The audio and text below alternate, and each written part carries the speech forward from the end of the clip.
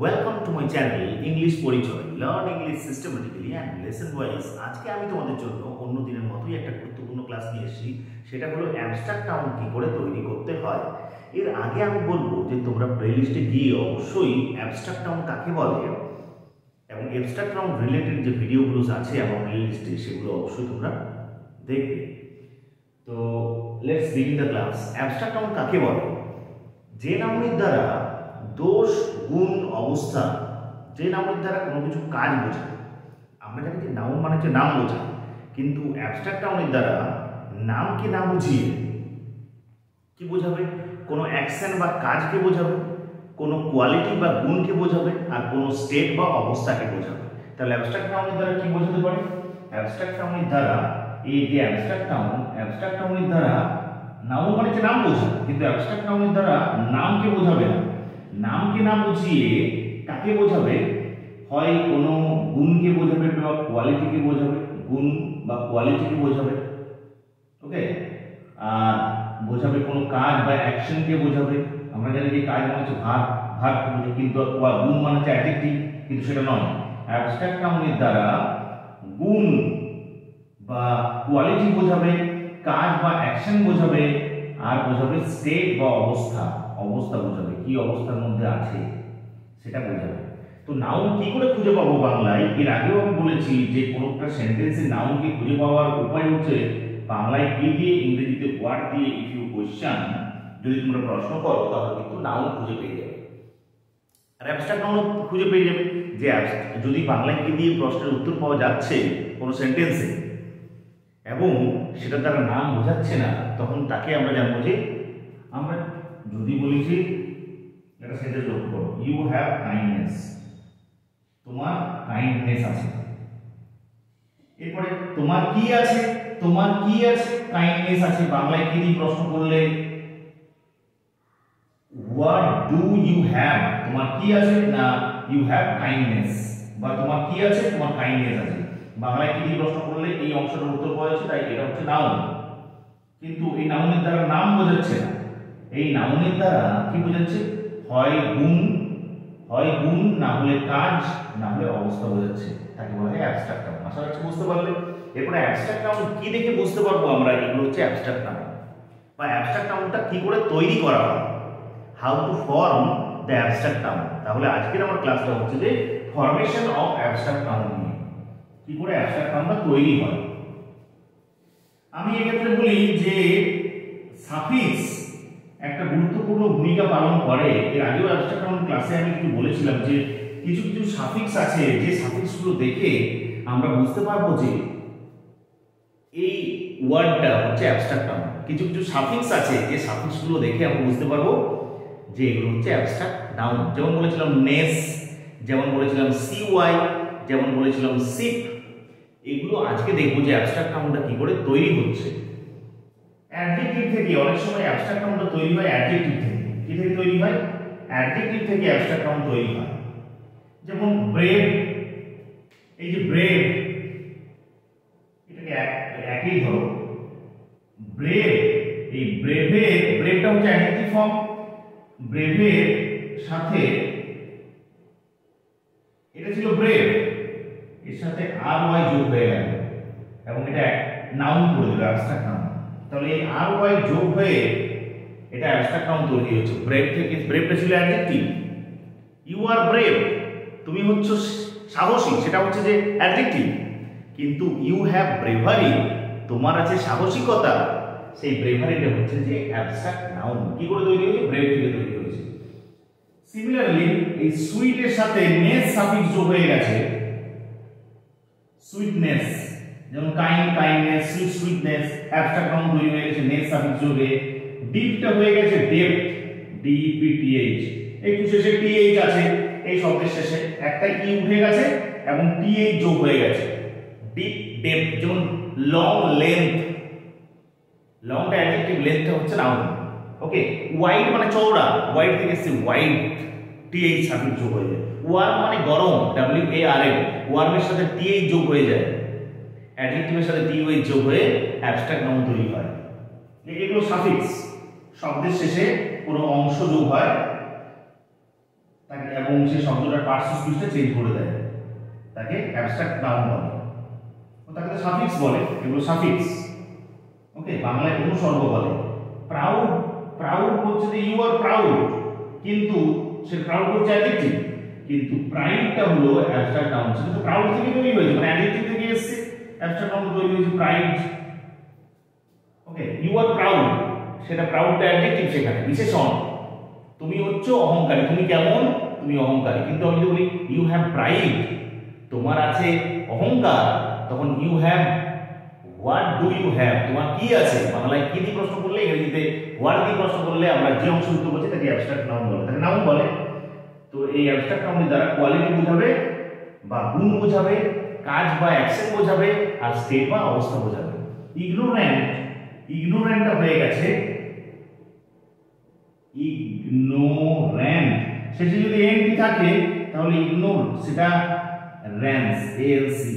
এই যে এএলসি বা এনসি যদি সাফিক্স যোগ থাকে কোনো শব্দের শেষে, জেনে নেবে যে সেটা হচ্ছে অ্যাবস্ট্রাক্ট নাউন। তাহলে ইগনোরেন্টটা হয়ে যায় ইগনোরেন্স। যেমন ইম্পর্ট্যান্ট হয়ে গেছে ইম্পর্ট্যান্স, ইম্পর্ট্যান্ট অ্যাডজেক্টিভ ছিল, তার নাউন ফর্ম হচ্ছে ইম্পর্ট্যান্স। এগুলোকে পদ পরিবর্তনও বলে। পুওর, এই পুওরটা হয়ে গেছে পুওর, মানে ইউ আর পুওর, কিন্তু ইউ হ্যাভ পভার্টি, তোমার দারিদ্রতা আছে। দরিদ্রর পদ পরিবর্তন হচ্ছে দারিদ্রতা। ওকে, পুওর মানে হচ্ছে গরিব, কিন্তু পভার্টি কথার অর্থ হচ্ছে দারিদ্রতা। আমি যদি বলি আমি হচ্ছি পুওর, আই এম পুওর, সেখানে পুওরটা হচ্ছে অ্যাডজেক্টিভ, আমাকে কি করছে, ডেসক্রাইব করছে, নাউন বা প্রোনাউনকে ডেসক্রাইব করে কে, অ্যাডজেক্টিভ। কিন্তু আমি যদি বলি you have what, you have poverty, তোমার কি আছে, পভার্টি আছে বা দারিদ্রতা আছে।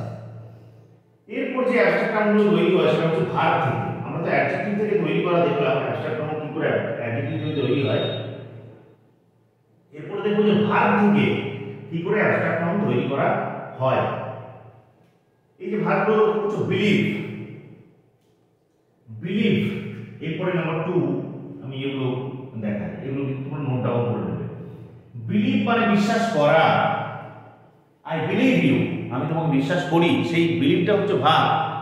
কিন্তু বিলিভের অ্যাবস্ট্রাক্ট নাউন কি, মানে বিলিভ থেকে এসেছে একটা অ্যাবস্ট্রাক্ট নাউন, সেটা কি তোমরা সবাই জানো, কিন্তু হয়তো এখন মনে করতে পারছো না এই মুহূর্তে। বিলিভ, আমার বিশ্বাস আছে, আমার কি আছে, বিলিভ। ওকে, বিলিভ মানে বিশ্বাস, সেটা বিলিভ নামক ভার্ব থেকে এসেছে। ডাই, ডাই মানে মারা যাওয়া, সেটা হচ্ছে ভার্ব, কিন্তু তার অ্যাবস্ট্রাক্ট ফর্ম কি, সেটা হচ্ছে ডেথ। ওকে, ডাই মানে মারা যাওয়া, সেটা হচ্ছে ভার্ব, হি ডায়েড। আর আমি যদি বলি he had a peaceful death, ডেথটা হচ্ছে নাউন। ওকে, অ্যাবস্ট্রাক্ট নাউন। শেষে দেখো পি এইচ যোগ রয়েছে। সি, সি কথার অর্থ হচ্ছে দেখা, সি কথার অর্থ হচ্ছে দেখা। ওকে, কিন্তু আমি সি থেকে এসেছি একটা অ্যাবস্ট্রাক্ট নাউন, সেটা তোমরা সবাই জানো কিন্তু মনে করতে পারছো না। সাইট, সাইট মানে দৃষ্টি। আমি যদি বলি দ্য পুওর ওয়ামেন, দরিদ্র মহিলাটি লস্ট হার আইসাইট, হারিয়েছিল তার চোখের দৃষ্টিশক্তি। তাই সি মানে দেখা, সেটা হচ্ছে ভার্ব, আর সাইট কথার অর্থ হচ্ছে দৃষ্টিশক্তি।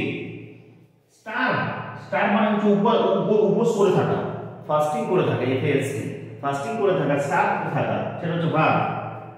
আর সেখান থেকে হচ্ছে একটা অ্যাবস্ট্রাক্ট নাউন, স্টার থেকে হয়ে গেছে স্টার, ইটা উঠে গেছে, দিয়ে ADION নামক সাফিক্স যোগ হয়ে গেছে এবং অ্যাবস্ট্রাক্ট নাউন তৈরি হয়েছে। স্টার থেকে এসেছে স্টারভেশন। ওকে, ক্ষুধার যে ব্যাপারটাকে, ক্ষুধায় থাকা যে অবস্থাটাকে কি বলে, স্টারভেশন বলে।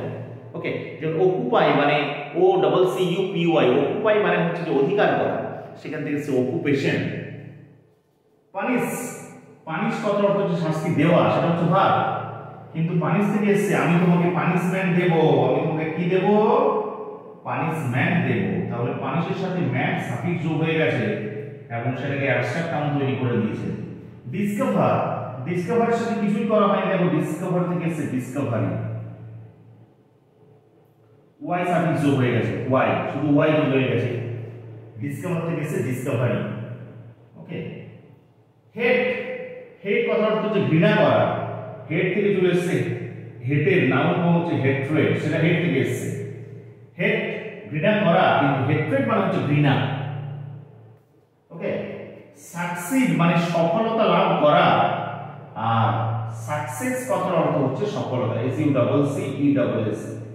ওকে, এটা স্পেলিং এর ক্ষেত্রে পড়ে থাকে। সাকসিডটা হচ্ছে ভার্ব, সাকসিড সাকসিডেড সাকসিডেড, এবং সাকসেস শব্দটা এসছে, সাকসেসটা একটা অ্যাবস্ট্রাক্ট নাউন যেটা তৈরি হয়েছে কি থেকে, এই সাকসিড থেকে। তাহলে এখানটা দেখে তোমরা বুঝতে পারলে যে কি করে ভার্ব থেকে অ্যাবস্ট্রাক্ট নাউন তৈরি করা হয়। যেমন বিলিভটা হয়ে গেছে বিলিভ, ডাইটা হয়ে গেছে ডেথ, সিটা হয়ে গেছে সাইট, স্টারটা হয়ে গেছে স্টারভেশন, পানিশটা হয়ে গেছে পানিশমেন্ট, ডিসকভার হয়ে গেছে ডিসকভারি, হেডটা হয়ে গেছে হেট্রেড, সাকসিডটা হয়ে গেছে সাকসেস। এটা তোমরা স্ক্রিনশট নিয়ে নিতে পারো বা লিখেও নিতে পারো। ওকে, নেক্সট এরপর দেখাচ্ছি আমরা এই নাম্বার 1টা মুছে দিই।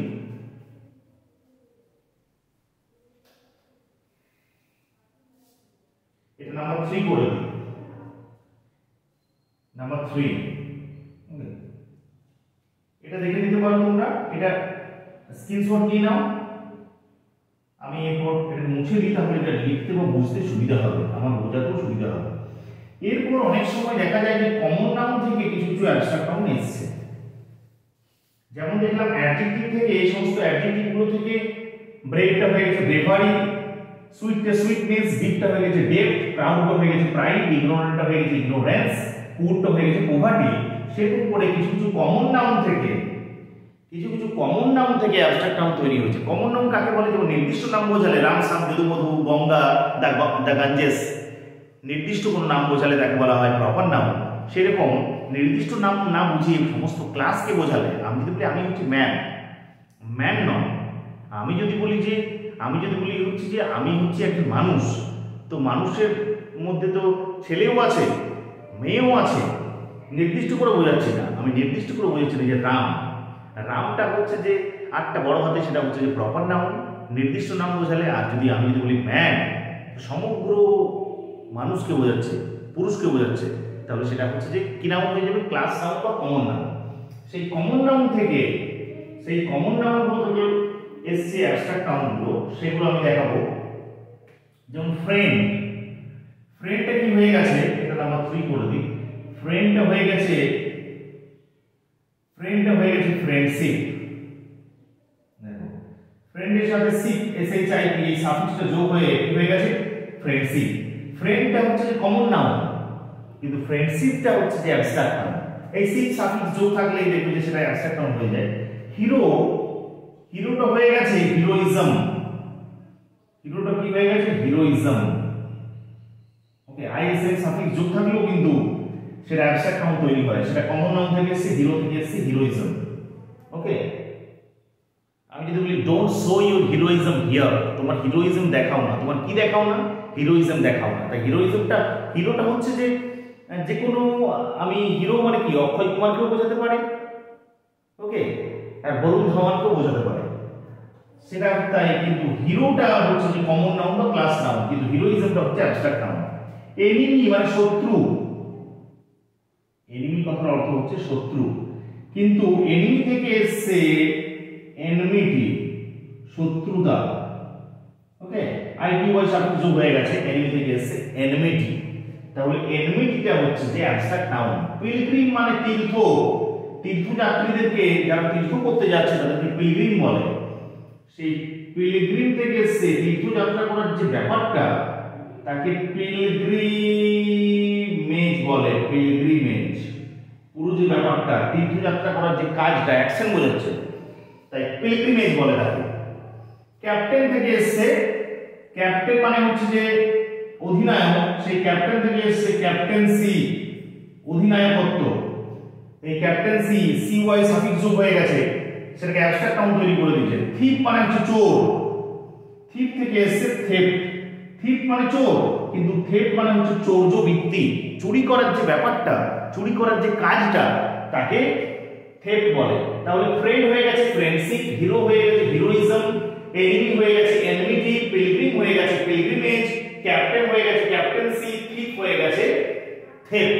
এরকম করে অ্যাবস্ট্রাক্ট নাউনগুলো তৈরি হয়েছে। তাহলে আশা রাখছি ভিডিওটা তোমাদের ভালো লাগলো।